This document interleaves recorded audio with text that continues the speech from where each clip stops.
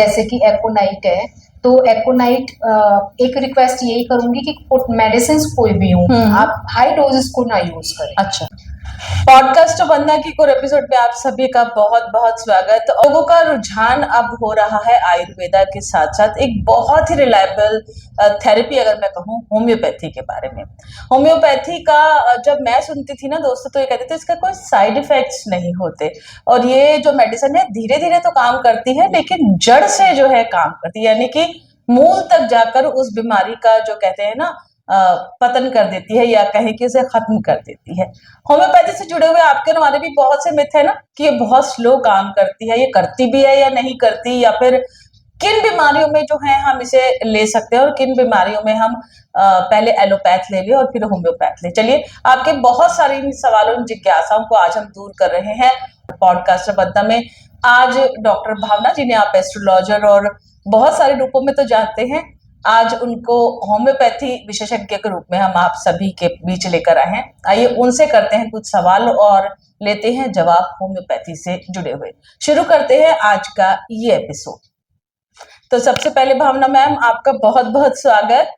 नमस्कार, मैं वंदना जी आपका और अपने व्यूअर्स का बहुत बहुत स्वागत करती हूँ। और मेरा प्रयास ये रहेगा, मेरी कोशिश रहेगी कि आपके मन में जो प्रश्न आ रहे हैं या व्यूअर्स के मन में जो भी प्रश्न है उनको हम किस तरीके से ठीक कर सकते हैं, किस तरीके से उनकी हेल्प कर सकते हैं। तो आइए। बिल्कुल बिल्कुल भावना मैम, तो सबसे पहला मेरे सवाल यही है कि मेरे भी नॉन टू है, मेरे रिलेटिव ही हैं, होम्योपैथी के डॉक्टर हैं। डॉक्टर हैनीमैन, मुझे नहीं पता नाम, आप ही ठीक कीजिएगा। उनकी बहुत बड़ी किताब थी, तो वो अक्सर हमसे ना उसके सिम्टम्स पेशेंट्स के कि आपको लेट के आराम आता है, बैठ के आराम आता है, ये पूछते रहते थे।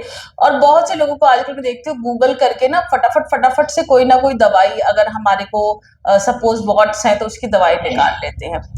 होम्योपैथी सबसे पहले कहाँ से चलन में आई और ये कैसे काम करती है, यही से शुरुआत करती हूँ आपसे। जी, मैं बताना चाहती हूँ सबसे पहले, जैसे भी आपने बताया कि जो होम्योपैथिक के फाउंडर थे doctor Christian Friedrich Samuel Hahnemann, तो ये 18th सेंचुरी से मतलब उन्होंने इसकी खोज करनी शुरू करी थी होम्योपैथिक की, कि ये दवाइयाँ किस तरीके से काम करती हैं। और उसके साइड बाय साइड वहाँ पे एक नियम बना, सिमिलिया सिमिलिबस क्वेरेंटर। कहने का मतलब है लाइक अट्रैक्ट्स लाइक या लाइक क्योर्स लाइक।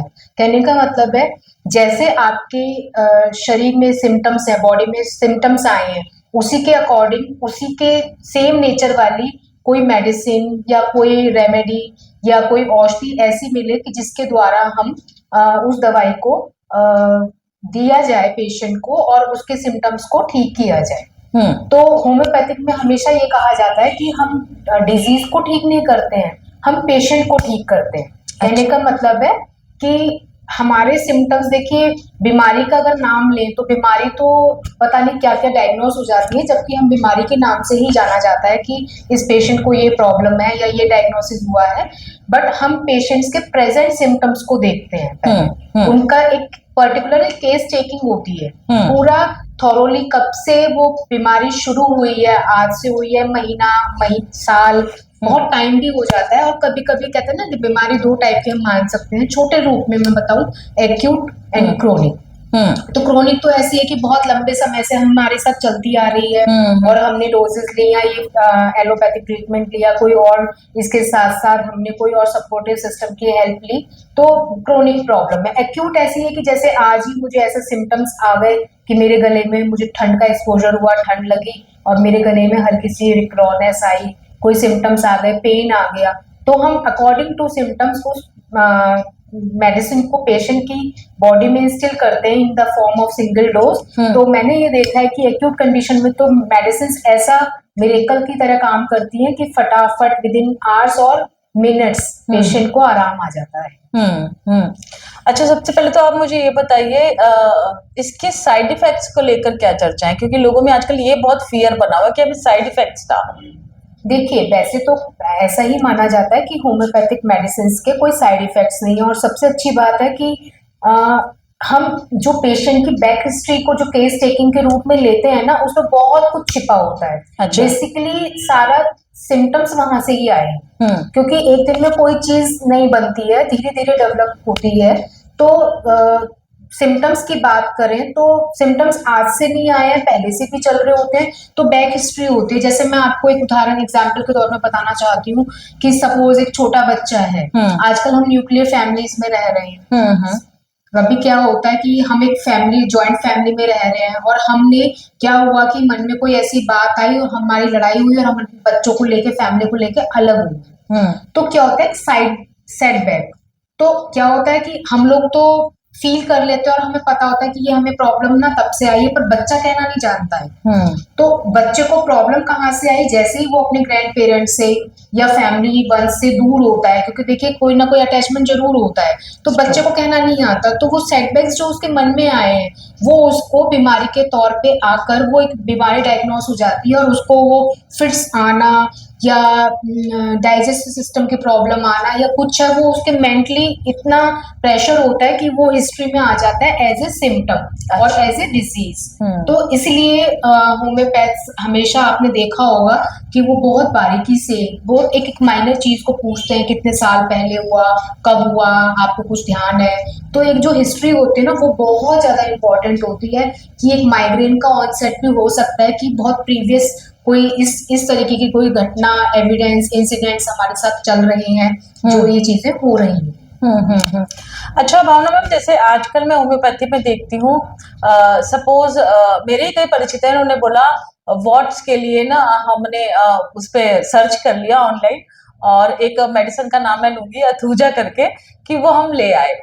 तो वो तो चलिए ठीक है, कितना सेफ है, क्योंकि बहुत से लोग, डॉक्टर तो डॉक्टर ही है, लेकिन बहुत सारे लोग ना आजकल इसके थ्रू भी मेडिसिन जो है वो डिस्कवर कर लेते हैं अपने 2-4 सिम्टम्स सर्च करके। ये कितना सेफ है? बिल्कुल, आपने बहुत एक अच्छा प्रश्न पूछा है। सबसे पहले तो मैं आज मॉर्निंग का एक इंसिडेंट ये देखती हूँ कि एक बात हो रही थी दूसरे टॉपिक पे, तो उन्होंने बोला कि इंटरनेट पे तो ये वाली कैलकुलेशन ऐसे दी है, जबकि हमने जो स्टडी करी थी वो कैलकुलेशन दूसरी थी। अच्छा। तो जो हम पढ़ लेते हैं वो हमारे माइंड में, जरूरी नहीं हम आज ही पढ़े, पर पहले की चीजें रिकॉल होती है। तो मैंने कहा नहीं, मैंने तो ये पढ़ा, तो देखा वाकई में कि वहां पे जो जानकारी थी वो कुछ गलत थी। मतलब यह जो मैंने पढ़ा था, जो बुक्स में लिखा था, वो उससे अलग था। तो कहने का मतलब ये है कि जरूरी नहीं है कि जो जानकारी हम वहां से मिल रही है वो हमारे लिए बेनिफिशियल ही हो, है ना। तो कुछ चीजें ऐसी होती है कि हम ये नहीं कह सकते हैं। रही बात अभी जैसे आपने बोला कि होम्योपैथी के कोई साइड इफेक्ट्स नहीं है, तो ऐसा नहीं है, क्योंकि डॉक्टर सैमुअल क्रिश्चियन फेडरिक हैनेनमैन का मैंने जिक्र इसलिए किया क्योंकि उन्होंने पहले इस चीज को, दवाइयों को रेट्स पे, जानवरों पे यूज किया, और उन्होंने देखा कि जब उन्होंने वो डोज उस दवाई की दी तो उसमें उस मेडिसिन के सिम्टम्स पेशेंट में आ गए। अब वो चाहे जानवर था चाहे व्यक्ति था, तो कहने का मतलब है कि वो चीजें हमारी बॉडी में अपनी सिम्टम्स को क्रिएट कर सकती हैं। तो जब तक हमारी बॉडी में उस मेडिसिन के सिम्टम्स नहीं होंगे, तब तक हम अगर मेडिसिन लेते हैं तो वो एग्रेवेट भी कर सकती हैं। एग्रेवेट मीन्स बढ़ भी सकता है। तो लोगों के मन में हमेशा ये आता है कि होम्योपैथिक दवाइयां हमेशा पहले बीमारी को बढ़ाती हैं। तो एक मिथ भी बहुत गलत लोगों के मन में चल रहा है, और उसी को वो फैला देते हैं कि नहीं, होम्योपैथिक मेडिसिन देर में काम करती हैं। होम्योपैथिक मेडिसिन अगर आपके मेडिसिन के और मतलब सिम्टम्स और दवाई के सिम्टम्स मैच कर रहे हैं तो immediately homeopathic medicine will start working very frequently. और जैसे कि आपने ये वाली बात बोली कि कभी कभी कहते हैं ना कि जब हम मेडिसिन लेते हैं तो थोड़ा सा चीजें बढ़ जाती हैं, आपकी रोग या कहते हैं कि डिजीज थोड़ी सी बढ़ गई, उस स्थिति में बहुत क्या करना चाहिए? बहुत पेशेंस थोड़े से रखें या अपने डॉक्टर से संपर्क करें? देखिए, डॉक्टर से संपर्क करना ही सबसे बेस्ट होता है, क्योंकि हर मेडिसिन का एक इफेक्ट होता है पॉजिटिव और एक इफेक्ट होता है दोनों चीजों का, तो पॉजिटिव और नेगेटिव, ठीक है ना। तो सबसे बड़ी प्रॉब्लम ये है कि हर चीज का एग्रेवेशन हो सकता है। तो विदाउट एनी सिम्टम्स, देखिए हमने इतने साल, 4.5 साल पूरी थियोरी प्रैक्टिकल और सब चीजों में टाइम लगाया होता है, तो हमें एक डॉक्टर को पता होता है, क्वालिफाइड है, तो उनको ये पता है कि कब कहाँ मेडिसिन देनी चाहिए, कितनी मेडिसिन देनी चाहिए, कितनी डोजेस होनी चाहिए, कौन सी पोटेंसी होनी चाहिए, हायर पोटेंसीज नहीं लेनी चाहिए। तो क्या होता है कि हमें बहुत डिसाइड करके देखना पड़ता है कि हमारे पेशेंट के लिए कौन सी मेडिसिन सुटेबल है। तो ऐसा नहीं है कि देखिए आजकल वही बात आ जाती है कि इंटरनेट पे सब कुछ नॉलेज है, तो पर नहीं, हमें खुद उसको जाके डॉक्टर के पास कंसल्ट करना चाहिए। और दूसरी बात ये कि सबके माइंड में ये चीज आई हुई है कि ना होम्योपैथिक मेडिसिन धीरे काम करती है या बीमारी को बढ़ा देती है। देखिए कभी कभी क्या होता है, ये अगर बढ़ाने का बात है तो मैं यहाँ क्लियर करना चाहती हूँ, सपोज कोई स्किन डिजीज, मेरे सोराइसिस है, एक्जिमा है, तो क्या होता है हम बहुत टाइम से एलोपैथिक मेडिकेशन या कोई भी मेडिकेशन ले रहे होते हैं, तो कभी कभी क्या होता है कि हमने कुछ मेडिसिन ऐसी खाई है कि जो वो अंदर ही अंदर दब गई और वो एज इट इज रही, हम मेडिकेशन लेते रहे, वो अंदर के अंदर बॉडी में सप्रेस्ड हो गई या रुक गई। तो क्या होता है जैसे ही हम कोई मेडिकेशन स्टॉप कर देते हैं तो जो अंदर बीमारी दबी हुई है वो अपनी रियल फॉर्म में आने लग जाती है। इट डजंट मीन कि वो होम्योपैथिक मेडिसिन से आई। तो जैसे कि अभी आपके मन में आया कि भाई होम्योपैथिक मेडिसिन का कोई साइड इफेक्ट नहीं है या होम्योपैथिक मेडिसिन तो देर से काम करती है, बीमारी को बढ़ा देती है, तो ऐसी कोई बात नहीं। अब मेरे पास पेशेंट आया कि कल मैंने कुछ ठंडा लिया और मेरे गले में दर्द हो गया, तो मैंने ये देखा है कि जितने मैं मेडिसिन बनाती हूँ, पेशेंट्स की रेमेडी सेलेक्ट करती हूँ, इतने में बात करते करते मैं 2, 3 या 5 ड्रॉप्स पेशेंट के टंग पे इंस्टिल कर देती हूँ और पेशेंट से जितने और केस की मैं फाइंडिंग्स ढूंढने की कोशिश करती हूँ, इतने में पेशेंट से कहती हूँ स्वेलो करके बताओ आपको दर्द कैसा है। तो जब वो करके ट्राई करते तो देखते कि उनकी बिल्कुल इमीडिएटली वो दर्द चला गया है। तो व्हाट आई फील कि देखिए अगर होम्योपैथिक मेडिसिन लेट काम कर रही हो तो आधे, जैसे हम कोई भी मेडिसिन लेते हैं तो पेन किलर ने लिया हमने तो वो धीरे धीरे टाइम लगेगी, हार्डली 10-15 मिनट्स तो लगेंगे, पर मैं देख रही हूँ कि जितने मैं पेशेंट्स की मेडिसिन तैयार कर रही हूँ उतने में पेशेंट को आराम आ गया है, तो मुझे तो फील होता है कि ये बहुत इमीडिएटली वर्क करती है, क्योंकि जैसे ही वो सबलिंगुअली हमारी इसमें ब्लड में और सलाइवा के थ्रू हमारी बॉडी में, ब्लड में और लिवर तक पहुंचा, इतने में उसने इमीडिएटली वर्क कर दिया। तो इट डजंट मीन कि होम्योपैथिक लेट वर्क करती है। और दूसरी बात ये है, सपोज आपको 20 साल की कोई प्रॉब्लम है, जैसे अभी मैं एक पेशेंट को ट्रीटमेंट दे रही हूँ, हालांकि वो पेशेंट को ट्रीटमेंट होम्योपैथी के साथ साथ मैं दूसरी थेरेपीज भी दे रही हूँ। तो देखिए 20 साल का अगर कोई परेशानी है तो 1 साल के लिए 1 महीना देते हैं, तो 20 साल के लिए हमें 20 महीने तो दीजिए, क्योंकि बीमारी को डेवलप होने में, साइंस सिम्टम्स बनने में टाइम लगा। पहले वो छोटे छोटी परेशानी होती है, फिर क्या होता है, जैसे पेशेंट है, केमिस्ट के पास गए, पेन किलर ले लिया या बता दिया कि भाई मुझे पेट में गैस बन रही है और जी दे दी, उन्होंने कोई डाइजेस्टिव एंजाइम दे दिया, डाइजेशन के लिए कोई कैप्सूल्स दे दिए। तो देखिए अगर वो सिंपल गैस है तो वो ठीक हो जाएगी विद इन अ डे और 2, और चलिए 7 डेज ले लिया, 15 डेज ले लिया, इन अ मंथ पूरा हमने वो भी ले लिया। बट आफ्टर दैट अगर patient is having the same symptoms तो व्हाट वी शुड डू, सबसे पहले ये देखिए ना वो गैस बन क्यों रही है। अब जी अल्ट्रासाउंड अगर जब हम लिख देते हैं, डायग्नोज करते हैं और पता चलता है कि जो गैस बन रही थी गॉल स्टोन था, गॉल ब्लैडर में स्टोन था, तो देखिए कारण एक दिन में गॉल स्टोन डेवलप नहीं हुआ, वो डेवलप होते होते साइज उसकी कितनी ग्रोथ हो गई है, उसमें टाइम लगा। पर हम ये सोचते हैं कि वो गैस्ट्रिक ओरिजिन था और ये तो जो ना होम्योपैथिक मेडिसिन से स्टोन का सिम्टम्स आ गए या कुछ नहीं है, बीमारी ऑलरेडी हमारी बॉडी में थी, वो दब चुकी थी और अब वो सिम्टम्स के बेसिस में हमें एक बीमारी बन के आई है। अच्छा भावना मैम, यहाँ एक चीज और मैं पूछना चाहूंगी, आपने जिक्र किया स्टोन का। जी, आजकल हर दूसरे व्यक्ति को या तो गॉल ब्लैडर का स्टोन है या किडनी स्टोन है, ऐसे में कुछ लोग मेडिसिन लेते हैं, जैसे मेरे भी एक परिचित थे, मैं एक मेडिसिन के बारे में आपसे पूछना चाहूंगी, दैट इज बर्बरीज। जी, तो क्या ये गॉल ब्लैडर का अगर स्टोन है तो इसमें ये वर्क करती है, या फिर ये कहा जाता है कि गॉल ब्लैडर में एटलीस्ट यही होता है कि भैया आप अपना गॉल ब्लैडर जो है वो रिमूव करवाइए, यहाँ होम्योपैथी कैसे वर्क करती है? देखिए सबसे पहले तो यही एक मैं अभी ये कहना चाह रही थी कि पेशेंट हमारे पास कब आया। अगर वो 14 mm का साइज लेके ऑलरेडी आया है, तो अगर हम पहले तो डॉक्टर, वो आया कब है कि जब डॉक्टर ने कहा सर्जरी करके आपका स्टोन रिमूव करना पड़ेगा, तो वी आर डॉक्टर्स, हम भी इससे ऊपर जल्दी काम नहीं कर सकते, क्योंकि जब लेटर स्टेज में जब बिल्कुल ऐसा आया है कि वो संभल के बैठ भी नहीं पा रहा, अपने सिम्टम्स में, मतलब बहुत एक्यूट पेन में है, तो आप ये बताइए कि किस तरीके से हम उसको 14 mm से पहले, अगर मैं मेडिसिन देना स्टार्ट भी करती हूँ, तो सपोज पहले वो 14 mm, तो साइज कम होने में भी तो टाइम लगेगा, उसके साथ पेशेंट को पेशेंस चाहिए, पेशेंस रखने का इसलिए टाइम नहीं कि infection is aggravating, problem is मतलब बढ़ रही है, तो मैं कैसे उसको धैर्य दे सकती हूँ कि इमीडिएटली मेरी मेडिसिन काम करेंगी। बर्बेरिस वल्गैरिस, आपने जैसे बर्बेरिस का नाम लिया, तो बर्बेरिस एक्वाफोलियम एक जो दवाई मेडिसिन है, वो हमारी एक्ने, ब्यूटी और इसके लिए काम आती है। बर्बेरिस वल्गैरिस जो मेडिसिन है, वो स्टोन्स के रिलेटेड काम होता है। अब सबसे बड़ी बात है, हर पेशेंट को, यहाँ पे अगर सपोज मेरे पास 10 पेशेंट्स हैं, तो 10 पेशेंट्स को अगर गॉल स्टोन है, तो पहले मुझे उनके सिम्टम्स को मैच करना पड़ेगा कि उनको बर्बेरिस वल्गैरिस वाले सिम्टम्स हैं कि नहीं, क्योंकि होम्योपैथिक की जो केस टेकिंग जो होती है ना मेडिसिन की, जो हम before the selection of the medicine हमें बहुत चीजें देखनी पड़ती हैं, क्योंकि हमें ये भी देखना है कि पेशेंट स्टॉल का मतलब कलर कॉम्प्लेक्शन क्या है। अच्छा, अगर उनका कॉम्प्लेक्शन डार्क है तो मेडिसिन में भी चेंज, फेयर कॉम्प्लेक्शन है मेडिसिन विल चेंज। अगर पेशेंट किस तरीके से बैठा है, पेशेंट आया है, आ रहा है, बोलने से पहले वो रो रहा है, मेडिसिन विल बी चेंज। अच्छा। अगर वो पता चल रहा है कि उसमें कॉन्फिडेंस ही नहीं है, डॉक्टर से आई टू आई कॉन्टेक्ट ही नहीं कर रहा है, तो मतलब lack of confidence will be there, तो हमारी मेडिसिन विल बी चेंज।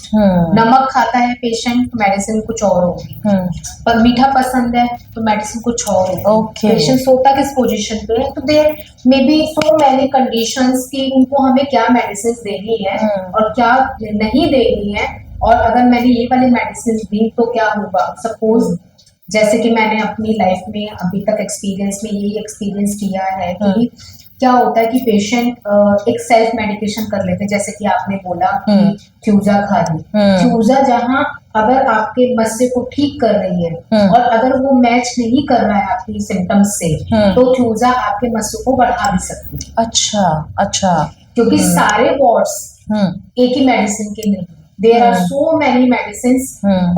बिल्कुल भावना मैम, ये तो आपने हमें बहुत अच्छे से बताया कि जो हम भी अक्सर सुनते हैं कि यार ये दवाई लगा लो तो आपके वॉर्ड्स या मस्से जो है ठीक हो जाएंगे, और आपने बहुत अच्छे से इन्फॉर्मेशन दी कि बहुत सारे कॉजेज हो सकते हैं अलग अलग वॉर्ड्स के, तो हमें बहुत सोच समझ कर लगाना चाहिए।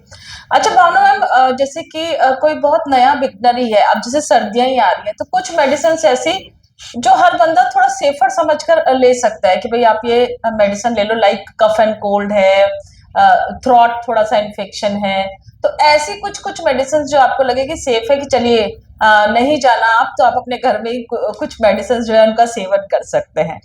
जी, जैसे पहले मैंने अभी आपको कहा ही है कि पहले तो सबसे पहले हमें विदाउट डॉक्टर्स परमिशन और सुपरविजन हमें मेडिसिन नहीं लेनी चाहिए, बट फिर भी for safer point of view से कि कभी क्या होता है कि हम एकदम फ्रिक्वेंटली इमीडिएटली डॉक्टर के पास नहीं जा सकते हैं, तो कुछ मेडिसिन आप अपने साथ में रख सकते हैं अपने घर में, जैसे कि एकोनाइट है।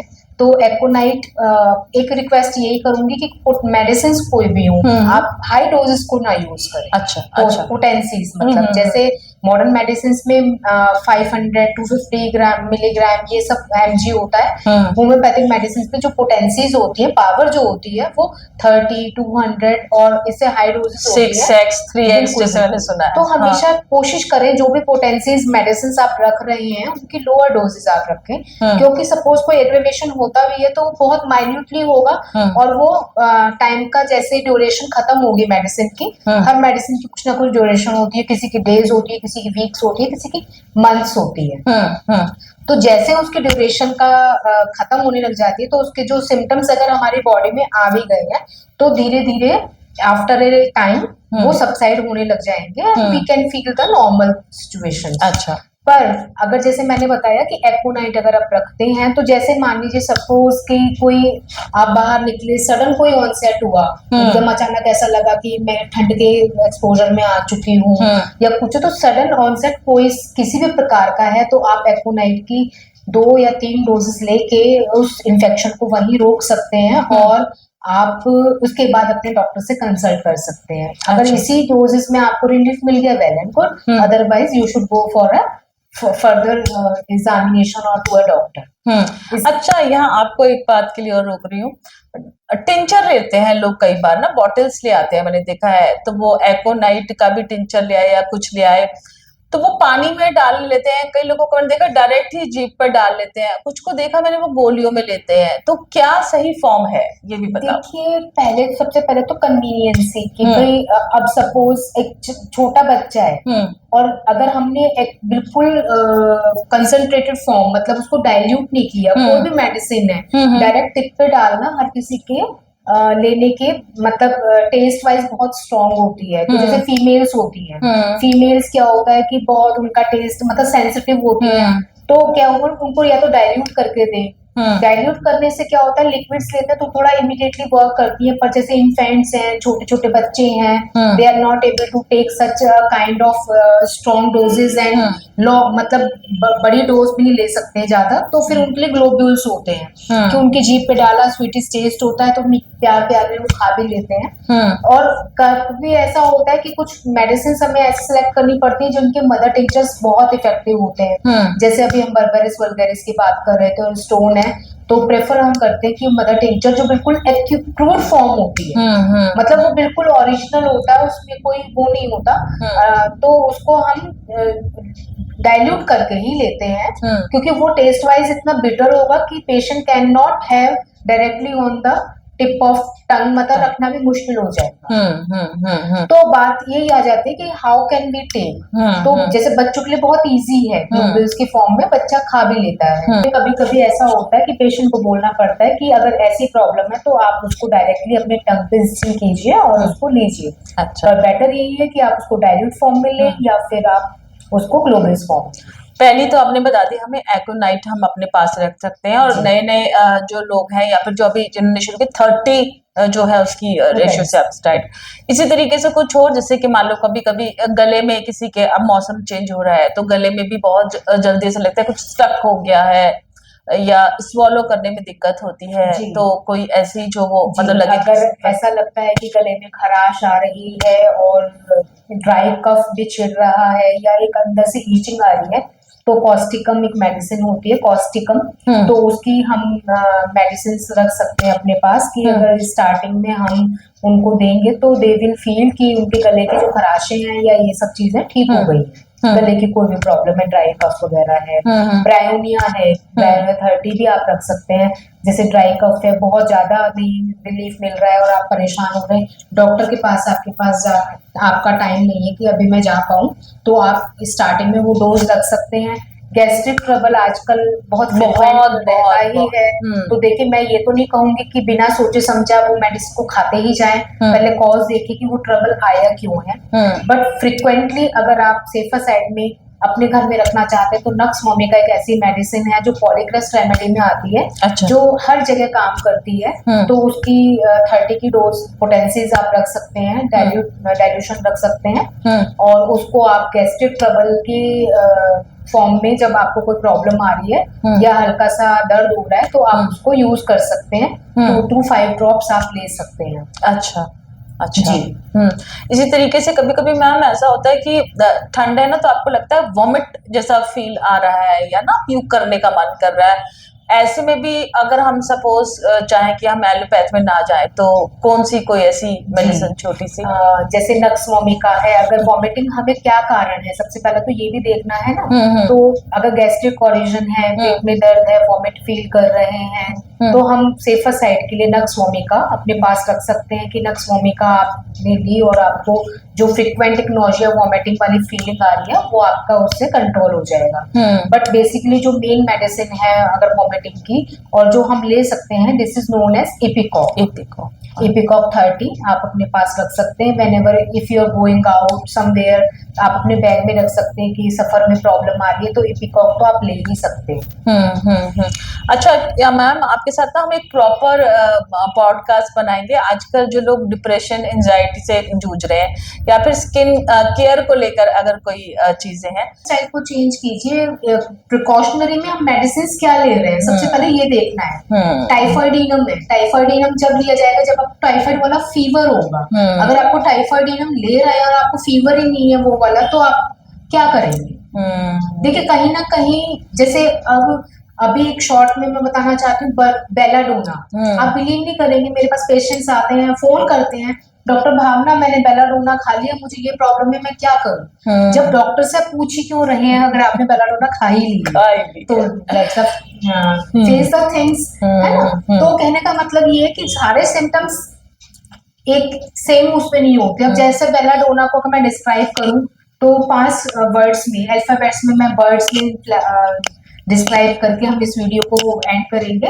Words mean burning, I for inflammation, R for redness, D for delirium and S for spasm। अगर ये 5 सिम्टम्स मेरी बॉडी में हैं तो ही मैं बेलाडोना लूंगी तो मुझे रिलीफ मिलेगा। बट अगर वो बर्निंग मेरी इस मेडिसिन का नहीं है, वो सिम्टम्स मेरे इस मेडिसिन से नहीं टैली कर रहे, मैच कर रहे हैं, तो वो फिर गलत हो सकता है। बेलाडोना में ये नहीं है नो डाउट्स वो वर्क करेगी, बट उसके अंदर बर्निंग भी तो है ना।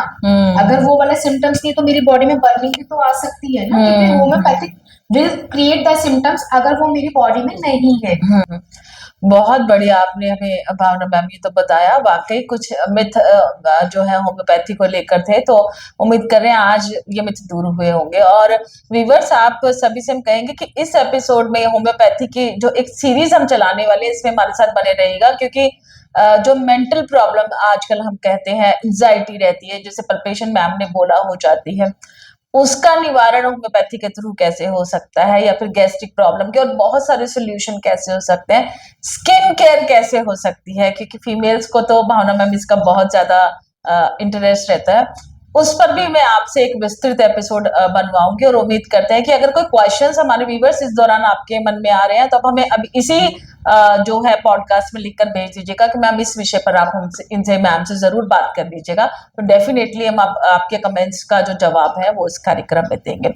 फिलहाल आज होम्योपैथी और हम की जो इस सीरीज को है हम यही संपन्न कर रहे हैं, इसी उम्मीद के साथ कि आप सब स्वस्थ रहें। और भावना मैम, आपका बहुत बहुत शुक्रिया कि आपने बहुत सारे होम्योपैथी से जुड़े हुए मिथ आज दूर किए। धन्यवाद। नमस्कार और धन्यवाद। तो देखा आपने व्यूअर्स कि कैसे होम्योपैथी को लेकर बहुत सारे मिथ थे, और कैसे कई बार आप ऑनलाइन सर्च करके कोई भी मेडिसिन ले लेते हैं और ये ना हो कि आप जो निवारण ढूंढते ढूंढते कोई और नया कारण जो है वो तलाश ले। तो इससे जरूर बचिए। जितना हो सके यदि आपके सिम्टम्स मैच कर रहे हैं प्रॉपर, तब वो मेडिसिन लीजिए। जैसे कि भावना मैम ने कहा, बहुत इनिशियल यानी कि 30 डोज से आप स्टार्ट कीजिए, और ज्यादा अगर दिक्कत है तो आप अपने डॉक्टर, होम्योपैथिक डॉक्टर से कंसल्ट जरूर कीजिए, क्योंकि इसी में जो है आपका जो कहते हैं ना एक सुरक्षा चक्र छुपा हुआ। आप स्वस्थ भी रहेंगे और साथ ही साथ ये मेडिसिन जो है आपके लिए एक वरदान भी सिद्ध होगी। इसी नोट के साथ कि आप सब लोग, सर्दी आ रही है, अपना ध्यान रखें, स्वस्थ रहें, मस्त रहें। आज के इस पॉडकास्ट को अब मैं यही संपन्न करती हूँ। Take care, bye bye.